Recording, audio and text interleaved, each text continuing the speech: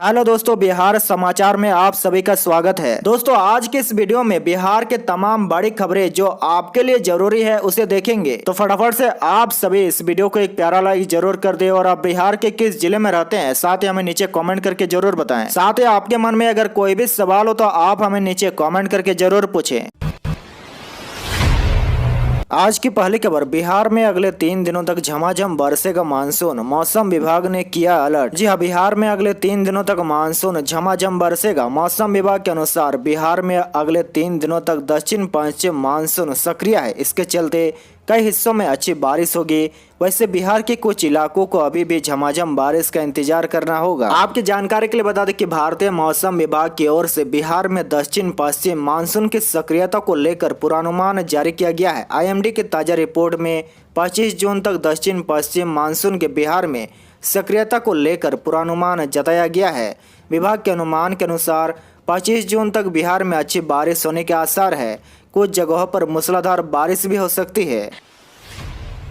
बड़ी खबर, पटना में फिर कोरोना विस्फोट, मिले 82 नए मरीज। बिहार में 91 नए पॉजिटिव से हड़कंप। जी हां, बिहार में कोरोना संक्रमण फिर एक बार तेजी से पांव पसारता दिख रहा है। सुबह में लगातार रोज नए मरीज मिलने लगे हैं। राजधानी पटना में एक बार फिर संक्रमण का खतरा सबसे अधिक गहराता दिख रहा है। बता दें कि मंगलवार को बिहार में 63 नए कोरोना पॉजिटिव पाए गए थे, जबकि बुधवार को ताजा आंकड़े आए तो पिछले 24 घंटे में 91 नए केस पाए गए हैं। वहीं संक्रमितों की संख्या भागलपुर में भी रोजाना मिलने लगी है। पटना के बाद भागलपुर में ही अधिक मरीज मिल रहे हैं। साथ ही आपको बता दें कि पटना में अभी कोरोना के 298 एक्टिव मरीज है। बड़ी खबर, आम लोगों को झटका। बिहार में महंगा हुआ घर बनाना, आसमान छू रहे हैं गिट्टी और बालू के दाम। जी हां, अगर आप बिहार में अपना घर बनाने की तैयारी में है तो शायद ये खबर आपको झटका दे सकती है। दरअसल बढ़ती महंगाई पर अंकुश लगाने और लोगों को राहत देने के लिए केंद्र सरकार ने डीजल और पेट्रोल पर टैक्स में कमी की है। इससे छड़ और सीमेंट के दाम में कमी आई, लेकिन बालू और गिट्टी के दाम अभी भी लोगों की मुसीबतें बढ़ा रहा है। इससे आशियाना बनाने की रोजाना बना रहे लोगों को निर्माण सामग्री की बेतहाशा महंगाई से झटका लगा है। बालू गिट्टी की कीमतों में लगातार बढ़ोतरी से लोग मकान बनाने की योजना टाल रहे हैं। पिछले 1 महीने में बालू की कीमत प्रति 100 सीएफटी 1600 रुपये बढ़ गई है। इस तरह गिट्टी की कीमत प्रति 100 सीएफटी 2000 रुपये तक की बढ़ोतरी हुई है। लोगों के साथ व्यापारी भी बड़ी कीमतों को लेकर परेशान है। तो वहीं अगली बड़ी खबर, बिहार में बालू खनन की तैयारी। सुप्रीम कोर्ट से अनुमति मिलते ही नीलामी की प्रक्रिया शुरू होगी। जी हां, बिहार की नदियों में 1 जून से ही बालू खनन प्रतिबंध कर दिया गया है। सुप्रीम कोर्ट के निर्देश के बाद खनन पर फिलहाल रोक लगाई गई है।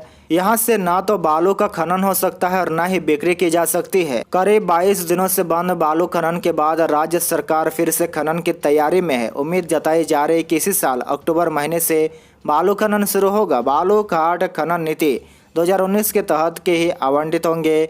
28 जिलों की जिला सर्वेक्षण रिपोर्ट सुप्रीम कोर्ट को सौंप दी गई है। कोर्ट से अनुमति मिलते ही बालू खनन के लिए नीलामी की प्रक्रिया शुरू होगी, जिसके बाद अक्टूबर महीने से नदियों में खनन का काम भी शुरू हो जाएगा।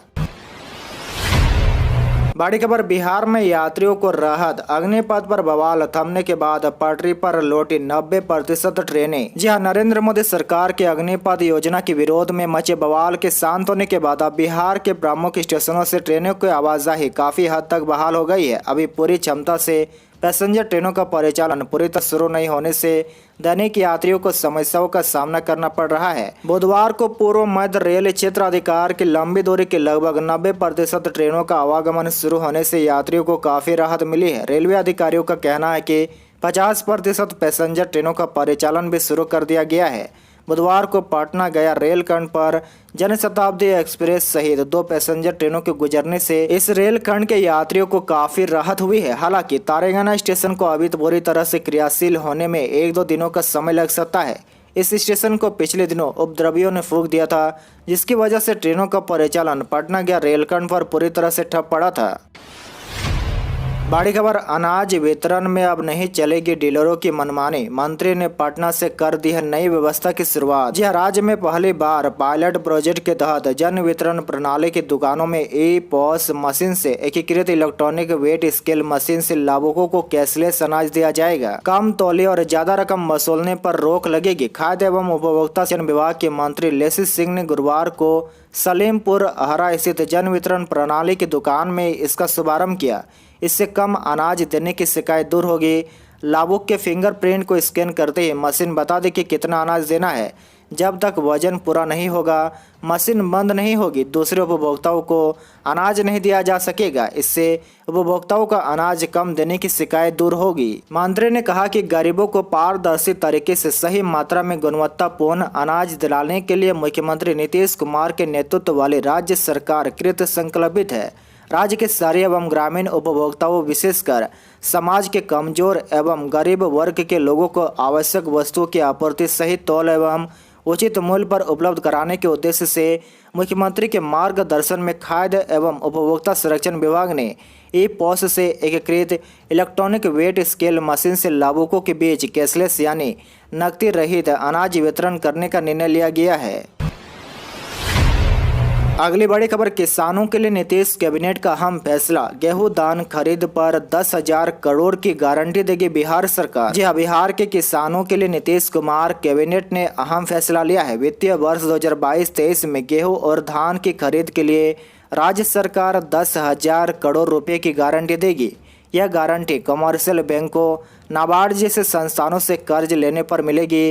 बिहार राज्य खाद्य एवं आसैनिक आपूर्ति निगम को क्रियाशील पूंजी के रूप में विभिन्न वित्तीय संस्थानों से त्रैमासिक ब्याज दर पर लिए जाने वाले कर्ज के लिए 10,000 करोड़ रुपए की राजकीय गारंटी देने की मंजूरी कैबिनेट ने दी है। साथ ही राज्य सरकार पराली प्रबंधन से जुड़ी happy spreader, super seeder, straw baler, reap cum winder जैसे यंत्रों पर अनुदान के लिए 31 करोड़ रुपए खर्च करेगी।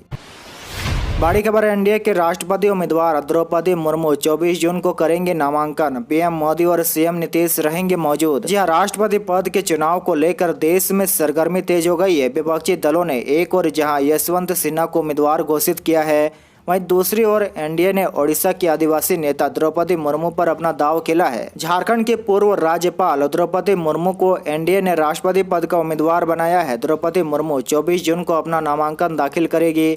वहीं यशवंत सिन्हा 27 जून को अपना नामांकन दाखिल करेंगे। आपको बता दें कि राष्ट्रपति पद का चुनाव 18 जुलाई को होगा और 21 जुलाई को वोटों की गिनती होगी। अभी नामांकन की प्रक्रिया जारी है। नामांकन की अंतिम तिथि 29 जून है। झारखंड के पूर्व राज्यपाल द्रौपदी मुर्मू को एनडीए ने राष्ट्रपति पद का उम्मीदवार बनाया है। इसके ऐलान होते ही सरकार ने द्रौपदी मुर्मू की सुरक्षा बढ़ा दी है और उन्हें Z+ श्रेणी की सुरक्षा दी गई है। बड़ी खबर, जेडीयू ने भी किया द्रौपदी मुर्मू का समर्थन। नीतीश कुमार के पास नहीं था दूसरा विकल्प। जहां राष्ट्रपति चुनाव से जुड़ी इस वक्त की बड़ी खबर सामने आ रही है। जनता दल यूनाइटेड ने बीजेपी के राष्ट्रपति उम्मीदवार द्रौपदी मुर्मू को समर्थन देने का फैसला किया है। इसकी आधिकारिक घोषणा भी कर दी गई है। पार्टी के राष्ट्रीय अध्यक्ष ललन सिंह ने द्रौपदी मुर्मू को समर्थन देने की आधिकारिक घोषणा कर दी है। ललन सिंह ने ट्वीट करके लिखा कि राष्ट्रपति के चुनाव में गरीब परिवार में जन्मी एक आदिवासी महिला श्रीमती द्रौपदी मुर्मू उम्मीदवार है। बिहार के माननीय मुख्यमंत्री नीतीश कुमार सिद्धांत महिला सशक्तिकरण एवं समाज के शोषित वर्गों के प्रति समर्पित है। जनता दल यूनाइटेड श्रीमती द्रौपदी मुर्मू जी के उम्मीदवारों का स्वागत एवं समर्थन करती है। राष्ट्रपति चुनाव में उम्मीदवार बनाए जाने पर मेरी हार्दिक शुभकामनाएं।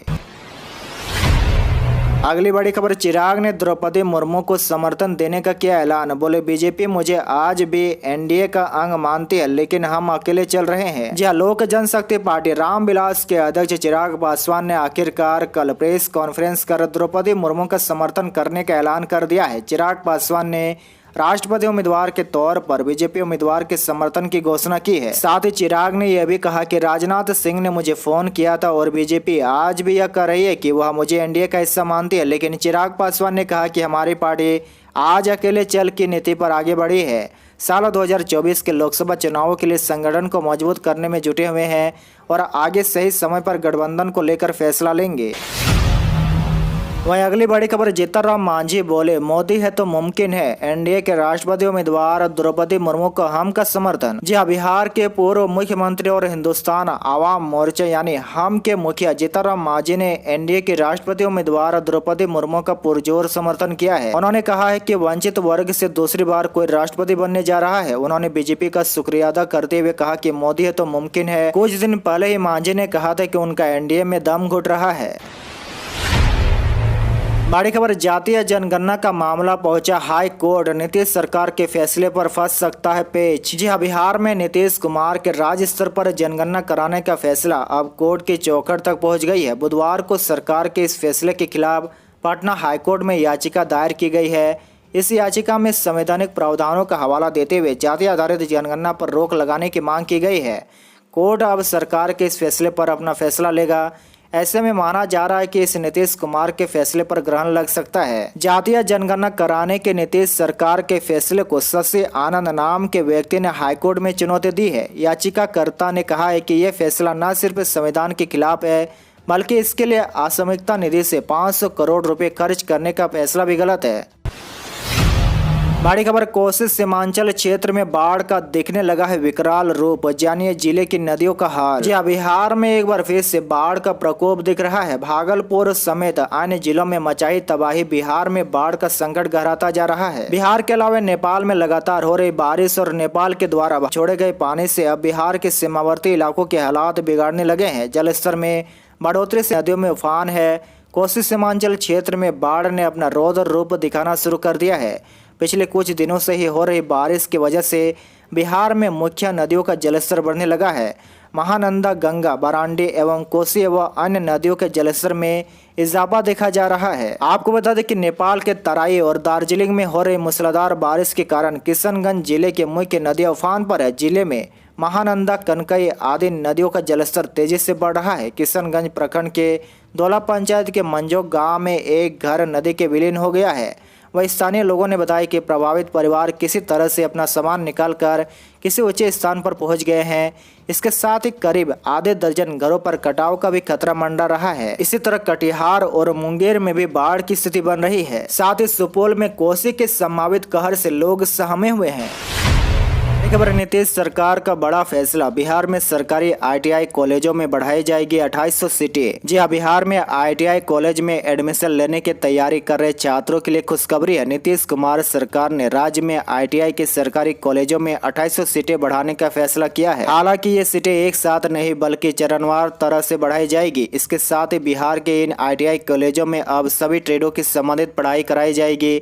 इससे पहले कुछ ट्रेड के विषय में पढ़ाई की जाती थी। गौरतलब है कि बिहार के सरकारी ITI में 2800 सीटें बढ़ेगी। इन बढ़ी हुई सीटों पर कुछ और नए विषयों की पढ़ाई होगी। राज्य के सभी 149 सरकारी ITI में श्रम संसाधन विभाग ने चरणवार सीटें बढ़ाने का फैसला लिया है। पहले चरण में सीट बढ़ाने की शुरुआत 14 ITI से हो रही है, जिसके तहत 1050 सीटें इसी सत्र से बढ़ जाएगी।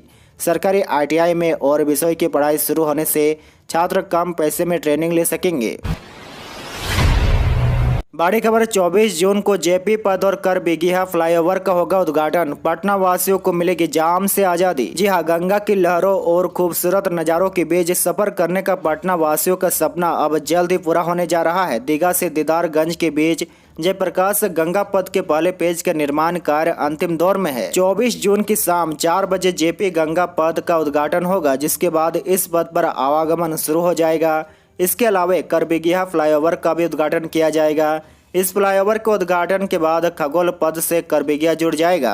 बिहार के पथ निर्माण मंत्री नितिन नवीन ने इस बात की जानकारी दी है। आपकी जानकारी के लिए बता दें कि जयप्रकाश गंगा पथ की कुल लंबाई 20.5 किलोमीटर है। इस पथ के निर्माण पर कुल 4000 करोड़ रुपए की राशि खर्च की जा रही है। आज के लिए आपका सवाल बताएं कि राष्ट्रपति चुनाव में किसकी जीतने की संभावना सबसे ज्यादा है। इसका जवाब आप हमें नीचे कॉमेंट करके जरूर बताएं।